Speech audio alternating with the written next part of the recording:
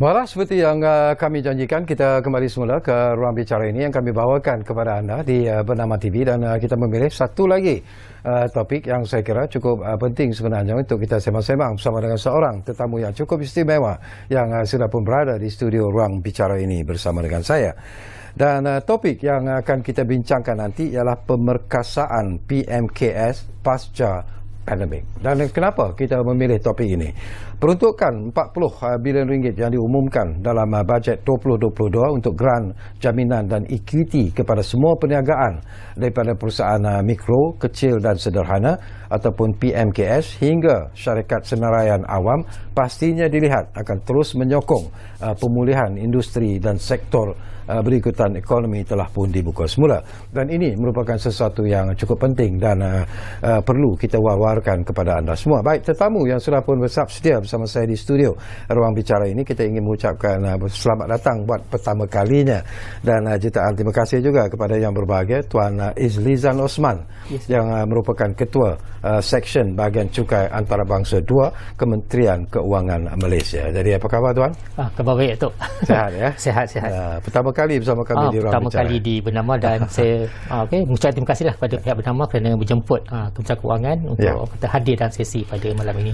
Baik, kita bercakap tentang apa yang saya sentuh semintas lalu tadi, iaitu tentang bajet 2022, peruntukan kepada PMKS, dan ianya merupakan satu jumlah yang agak besar, iaitu 40 bilion ringgit Malaysia. Dan mungkin bagaimanakah jumlah ini mungkin boleh membantu kepada pembangunan semula usahawan yang teruk terjejas disebabkan oleh COVID-19 ini Tuan? Okey, terima kasih.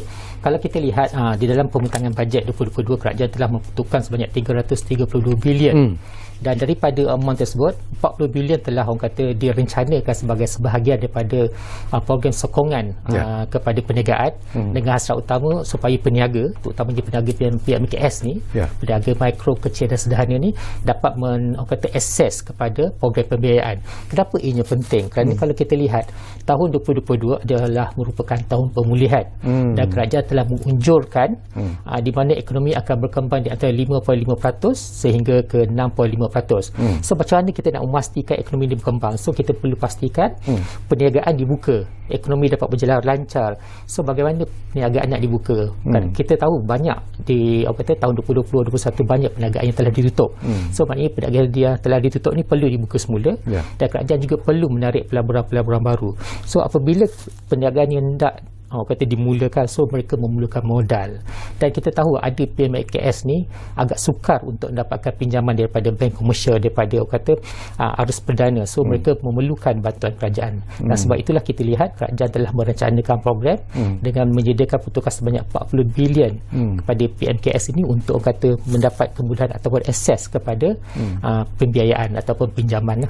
Sesuatu yang penting dan menarik juga untuk saya kongsikan bersama dengan Tuan lah. Kalau kita lihat daripada apa yang diumumkan oleh Kementerian Keuangan, bajet 2020 ini dilihat menyokong 3 tonggak utama, iaitu mengukuhkan pemulihan, membina daya tahan dan memacu inovasi. Jadi daripada pandangan Tuan sendirilah secara ikhlas, mampukah ianya diterjemahkan oleh golongan PMKS yang dilihat masih dalam menghadapi fasa pemulihan ketika ini Tuan?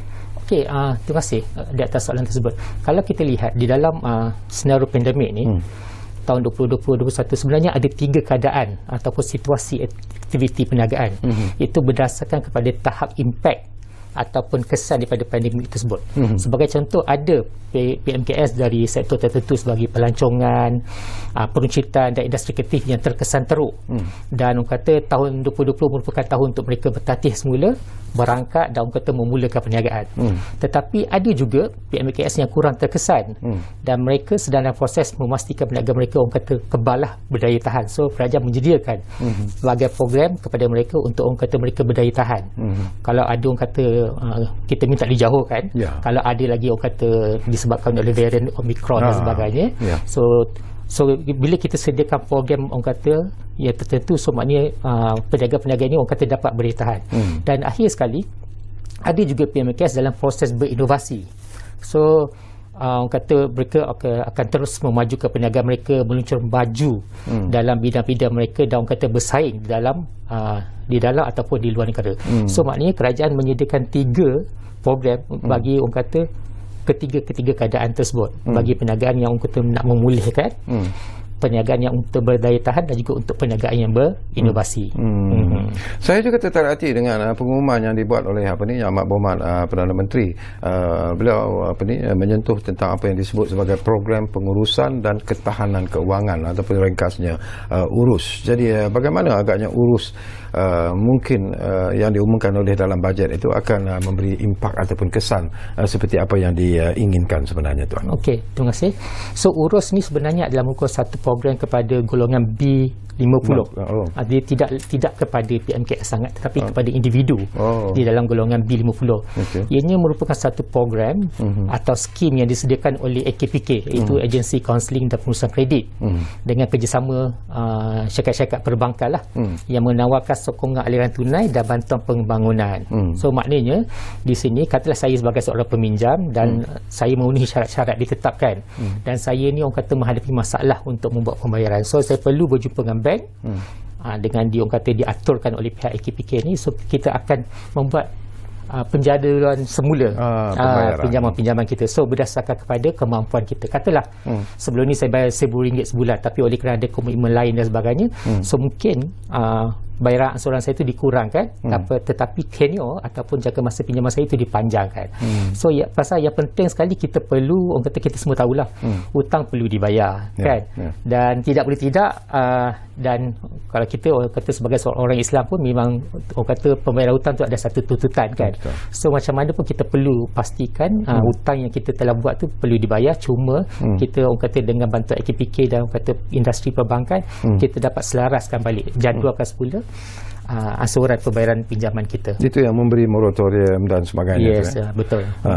Dan saya juga tertarik hati disebut bahawa pengecualian cukai juga mungkin akan diberikan. Jadi apakah ini juga Tuan melihat satu lagi insentif dalam usaha untuk membantu golongan yang cukup-cukup ataupun benar-benar terjejas ini, Tuan? Di dalam perutangan bajet Yang Berhormat Menteri Keuangan ada buat pengumuman tentang kata 3 atau 4 langkah berkaitan dengan berkaitan langsung dengan cukai lah, berkaitan dengan PMKS ni. Yang pertama sekali orang kata penangguhan bayaran angsuran, dan mereka juga boleh membuat orang kata semakan semula lah anggaran cukai yang telah mereka sasarkan. Sebenarnya apa yang kita buat itu adalah untuk memberi peluang kepada PMKS ni ataupun peniaga ni orang kata merencanakan semula pembayaran cukai mereka, dan sebenarnya apabila kita kata pihak kerajaan menangguhkan pembayaran cukai mereka tu, cukai bulanan tu yang mereka sepatutnya bayar pada tiap-tiap bulan tu, mereka dapat gunakan sebagai modal perniagaan. Sebagai saya bagi satu senario lah. Saya sebagai satu PMKS dan saya menganggarkan cukai pada tahun hadapan adalah saya katakan RM120,000 setahun, dan tiap-tiap bulan saya kena bayar sebanyak RM10,000. So jika kerajaan memberi penangguhan moratorium sebanyak 6 bulan, so maknanya saya ada tunai di tangan saya sebanyak RM60,000 yang saya boleh gunakan bagi tujuan modal perniagaan, modal pusingan, nak bayar gaji dan sebagainya. Tapi perlu diingatlah, bukanlah kerajaan memberi pengecualian cukai, hanya memberi penangguhan. So maknanya RM60,000 tu boleh dipakai sebagai modal pusingan, tapi mereka perlu pandai merancang, kerana akhirnya cukai tu masih tetap perlu dibayar. So maknanya bila dah orang kata dah disediakan modal, mereka dapat keuntungan tu perlu diasingkan untuk dibayar cukai lah selepas tempoh penangguhan tersebut. Sebagai contoh, selepas tempoh 6 bulan. Kalaulah selepas 6 bulan itu mereka masih lagi menghadapi masalah, apa lagi yang boleh dibantu oleh pihak kerajaan sebenarnya? Kalau berkaitan dengan cukai, sebenarnya para peniaga ni ataupun pembayar cukai lah, kita memang orang kata disediakan satu kemudahan. Kalau mereka telah orang kata diluluskan pembayaran angsuran, mereka boleh berjumpa dengan Ketua Pengarah Lembaga Hasil Dalam Negeri untuk orang kata menstrukturkan semula pembayaran angsuran mereka. Pasal kita tahulah kadang-kadang dalam senario orang kata sekarang, orang kata peniaga orang kata unpredictable, orang kata masih merangkak, dulu berjalan laju, lepas tu bila jatuh nak bangun semula merangkak, kan? So memang kata pembayaran cukai tu mungkin satu kekangan pada mereka, tapi dan mereka perlu berjumpa lah, jangan melarikan diri pula. So orang kata berjumpa dengan Ketua Pengarah ataupun dengan Lembaga Hasil Dalam Negeri dan strukturkan semula angsuran bayaran cukai mereka. Satu isu juga yang saya nak dapatkan pandangan Tuan lah, ini pun menarik jugalah, pengumuman tentang cukai makmur ni. Apa yang dimaksudkan dengan cukai makmur ni, Tuan? Okey, secara asasnya kalau kita lihat sepanjang tahun 2020-2021 disebabkan oleh pandemik ni, banyak syarikat orang kata ditutup terkesan dengan pandemik COVID-19. Namun begitu, ada juga beberapa syarikat daripada industri tertentu yang orang kata tidak terjejas, malah terus menjadi pendapatan yang tinggi dalam tempoh pandemik COVID-19. So kalau kita lihat mengambil kira pandangan umum daripada pelbagai platform, termasuk juga pandangan ahli-ahli parlimen kita di parlimen, so kerajaan telah membuat pengumuman akan melaksanakan satu cukai khas, one off. Maknanya sekali sajalah, yang dinamakan sebagai cukai makmur. Maknanya di sini cukai ini akan dikenakan kepada syarikat yang mendapat keuntungan ataupun pendapatan bercukai dia melebihi 100 juta ringgit bagi tahun taksiran 2022. So maknanya katalah pendapatan bercukai dia daripada kosong sehingga 100 juta akan dikenakan kadar cukai pendapatan sebanyak 24%, manakala pendapatan melebihi 100 juta tersebut akan dikenakan pada kadar yang lebih tinggi, itu 33%. Tapi kalau kita lihat sini, banyak orang kata persepsi negatif. Kerana apabila kerajaan mengumumkan cukai makmur ni, banyak peniaga kata mereka akan terkena. Sebenarnya tidak.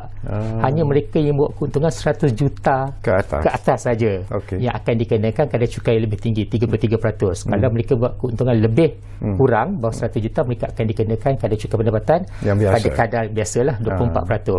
Dan kita perlu lihatlah sebenarnya apa yang dibuat oleh kerajaan ini adalah untuk memastikan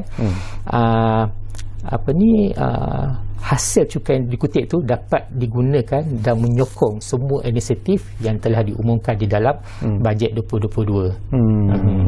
Okey, satu lagi perkara jugalah nak dapatkan pandangan tuan. Ini saya percaya bahawa mungkin banyak lagi lah perkara-perkara ke arah penambahbaikan yang mungkin dituntut oleh golongan PMKS ini, dan apakah ianya akan diberi perhatian oleh Kementerian Keuangan, tuan? Okey, terima kasih. Seperti mana yang telah diumumkan oleh Yang Berhormat Menteri Kewangan, di dalam bajet 2022, kerajaan akan menubuhkan satu jawatankuasa pemantauan yang diselaraskan oleh Kementerian Keuangan.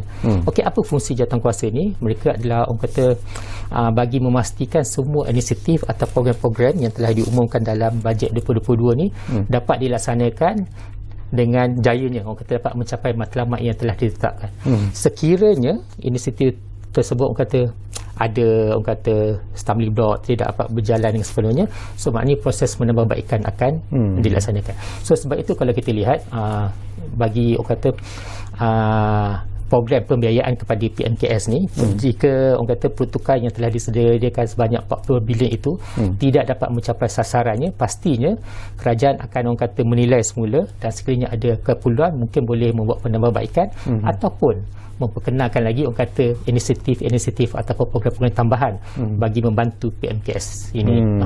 So maknanya kita perlu ada masa dulu untuk menilai keberkesanan semua inisiatif, dan jika orang kata ada yang kata tak capai sasaran, tersasar sedikit dan sebagainya, kita buat penambahbaikan, dan sekiranya ada keperluan kita akan membuat orang kata program-program barulah untuk membantu PMKS. Menarik. Baik, ini isu yang dikatakan agak penting dan panas sebenarnya lah.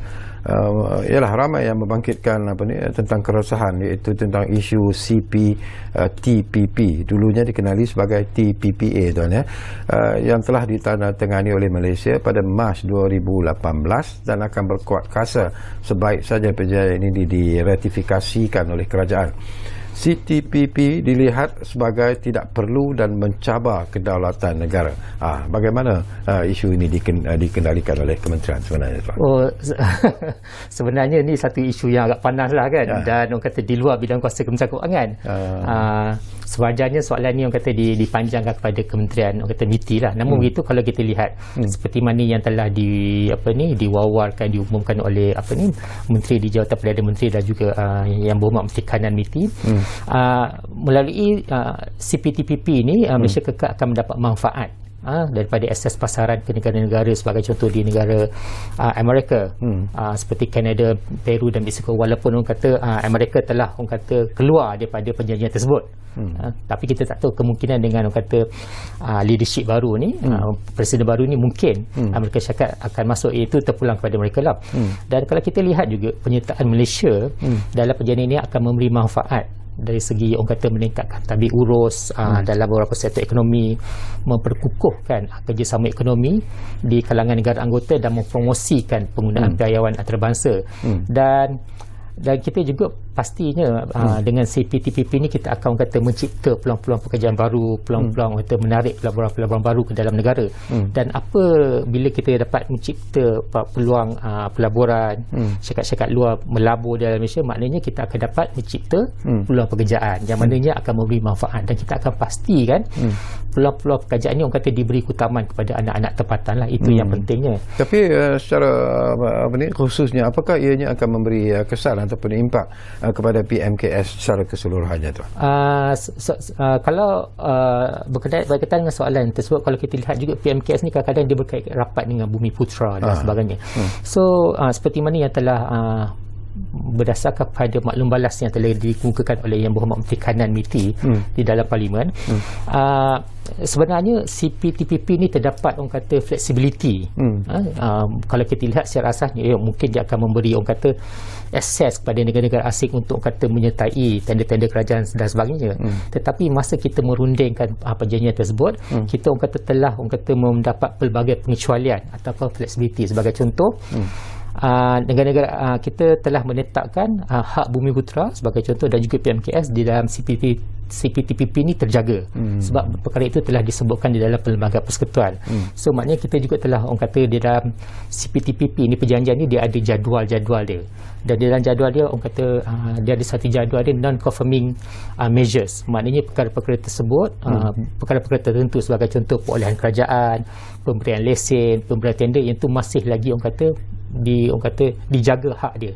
Dan orang kata kalau pelabur-pelabur asing tu, mereka orang kata tidak boleh sewenang-wenangnya untuk memasuki tender kerajaan dan sebagainya. Itu orang kata hak-hak keistimewaan yang kita jagalah.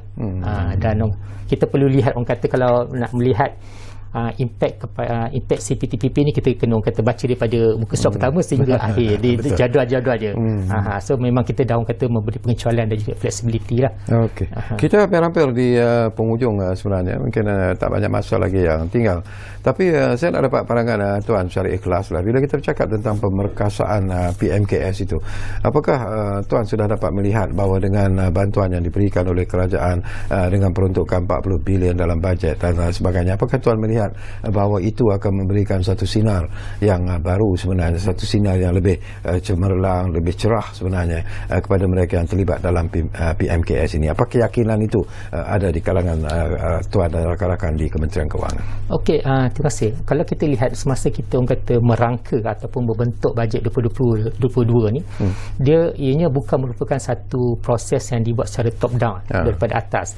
Kami orang kata mengadakan orang kata sesi libat urus, engagement, perbincangan dengan kata pemain-pemain industri, dengan PMKS dan juga orang kata persatuan-persatuan yang mewakili mereka ni.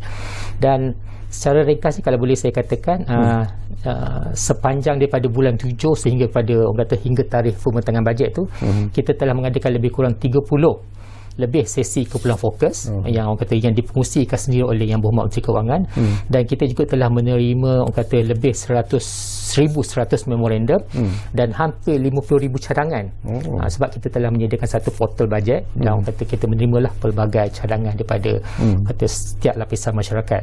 So daripada 50,000 cadangan tersebutlah kita orang kata telah tapis dan sebagainya. Sebab itulah kita orang kata dapat menyediakan inisiatif program ataupun program terutamanya untuk PMKS ni yang bernilai 40 bilion. So di dalam pelbagai sesi libat urus yang kita ada tu, dua perkara utama yang orang kata diutarakan oleh PMKS itu. Yang pertama, akses kepada pembiayaan. Kedua, berkaitan dengan pencukaian. Sebab tu kalau kita lihat dua-dua perkara itu telah orang kata diambil kira oleh kerajaan, dan kita yakin apa yang dikehendaki oleh PMKS itu telah disediakan oleh kerajaan. Dan kita berharaplah PMKS ni dapat orang kata menggunakan peluang-peluang yang telah disediakan oleh kerajaan untuk kebaikan diri mereka sendiri. Dan kita yakinlah, kalau kita yakin orang kata dengan adanya program atau inisiatif yang disediakan ni, kita dapat orang kata mengeluarkan PMKS ni daripada senario semasa, daripada pandemik, kembali kepada senario asal sebelum pandemik, tetapi dalam norma kehidupan yang baru. Betul. Jadi harapan dan juga seruan Tuan sendirilah kepada mereka yang terlibat dalam PMKS ini, Tuan. Mereka juga perlu memberi respon yang positif dengan apa yang telah pun disediakan oleh pihak kerajaan untuk membantu mereka. Okey, kalau kita lihat di dalam bajet 2022 ni, kerajaan telah menyediakan kalau boleh saya nyatakan secara ni hampir 500 inisiatif. Dan apa yang penting kepada PMKS, mereka perlu ambil peduli, perlu mengetahui semua inisiatif yang telah diumumkan dalam bajet 2022. Dan bila mereka telah mengetahui, so mereka perlu menentu dan memilih manakah inisiatif yang bersesuaian dengan mereka. Sebagai contoh, kalau di dalam orang kata akses pembiayaan ni 40 bilion tu, mereka ada pelbagai orang kata pilihan yang boleh mereka pilih berdasarkan kepada kemampuan, kesesuaian mereka dan dalam industri mana. So dan mereka juga orang kata sebagai contoh bila kita sediakan akses pembiayaan, ada produk yang tidak dikenakan kadar interest, dan kita juga beri moratorium, dan selepas moratorium tu pastilah kita pastikan mereka dapat membayar semula orang kata asuran pinjaman dan sebagainya, kerana kalau mereka tak membayar akan terkesanlah kerana ada pihak-pihak lain yang membantu. Dan pada saya PMKS juga perlu berinovatif, orang kata meneroka bidang-bidang baru. Sebab tu kerajaan ada menyediakan pelbagai orang kata dana bagi orang kata inovasi dan sebagainya, IR 4.0, Industry Forward dan sebagainya. Dan mana-mana PMKS yang orang kata masih berada dalam bidang tradisional, sebagai contoh penghilangan komoditi, mungkin perlu sedikit demi sedikit mereka kata beralih kepada orang kata sektor IT, pendigitalan dan sebagainya. Dan kalau mereka orang kata masih lagi di dalam sektor yang sama, sebagai contoh penghilangan, orang kata tambahkanlah mesin berautomasi, orang kata beralih kepada pendigitalan dan sebagainya. Itu yang orang kata perlu dibuat oleh PMKS lah. Dan kita juga lihat sekarang teknologi hijau merupakan satu perkara yang orang kata inting. So mereka juga perlu orang kata mengambil peluang yang telah disediakan oleh kerajaan. Jadi setakat ini daripada kajian dan juga pemerhatian Kementerian Kewangan sendiri, apakah ada respons yang cukup positif sebenarnya daripada golongan PMKS setakat ini? Apakah Kementerian Kewangan berpuas hati? Okey. Di Kementerian Kewangan kami mempunyai satu agensi laksana yang kata akan memantau pelaksanaan ataupun keberkesanan inisiatif atau program-program di bawah bajet 2022 ni. Dan laksana juga ataupun Kementerian Kewangan juga telah orang kata menyediakan satu portal dinamakan sebagai portal manfaat bajet 2022. So di dalam portal tu kita akan dapat melihat apa manfaat-manfaat sebagainya. Sebagai contoh, kalau saya individu, saya boleh klik di rongan individu, apa manfaat saya akan dapat. Kalau saya PMKS, saya akan klik di butang PMKS dan saya akan lihat apa manfaat. So berdasarkan maklum balas yang kami terima, memang buat sesuatu memang banyak orang kata PMKS orang kata hampir setiap hari lah, sama ada individu atau PMKS orang kata menghubungi kami macam mana mereka nak mendapatkan akses pembiayaan, mereka bertanyakan maklumat lanjut. Dan kebanyakan kita juga orang kata bekerjasamalah dengan pihak industri perbankan, institusi kewangan, supaya mereka dapat menyediakan orang kata satu FAQ kepada mereka, supaya mana-mana pihak yang berminat untuk mendapatkan bantuan, kemudahan pembiayaan dan sebagainya dapat berhubung terus dengan pihak-pihak yang kata menyalur ataupun menyediakan pembiayaan tersebut. Okey, 1 minit masa yang tinggal Tuan. Cukup kata pendek sebenarnya untuk membincangkan isu yang sebesar ini, tapi sekurang-kurangnya kita tahu bahawa kita boleh katakan there is a light at the end of the tunnel lah sebenarnya. Kan. Jadi Tuan setuju Jadi seruan Tuan kepada mereka semua seringkas-ringkasnya lah. So maknanya kerajaan telah menyediakan pelbagai program inisiatif untuk kemudahan semua, terutamanya PMKS, dan PMKS perlulah mengambil peluang yang telah disediakan. Okey, terima kasih banyak-banyak kepada Tuan Azlizan Osman, iaitu Ketua Seksyen Bahagian Cukai Antarabangsa 2 di Kementerian Kewangan Malaysia. Dan mungkin selepas ini kita boleh duduk bersama lagi Tuan untuk melihat sejauh mana pencapaian seperti apa yang dihajatkan oleh Kementerian Kewangan, seperti apa yang diinginkan oleh kerajaan, dan sudah pastilah kita juga ingin melihat apakah ianya sebenarnya telah memberi impak ataupun kesan seperti apa yang kita harapkan. Jadi terima kasih kepada anda yang menumpukan perhatian bersama kami di ruang bicara ini. Dan seperti yang selalu saya pesan kepada anda, jangan lupa kita masih lagi menghadapi pandemik COVID-19 ini, dan jangan lupa bahawa patuhilah SOP yang telah pun ditetapkan, dan ingatlah seperti apa yang selalu kami pesan kepada anda, kita jaga keluarga kita, dan sekaligus kita jaga negara kita. Kita jumpa lagi, insyaAllah. Ya.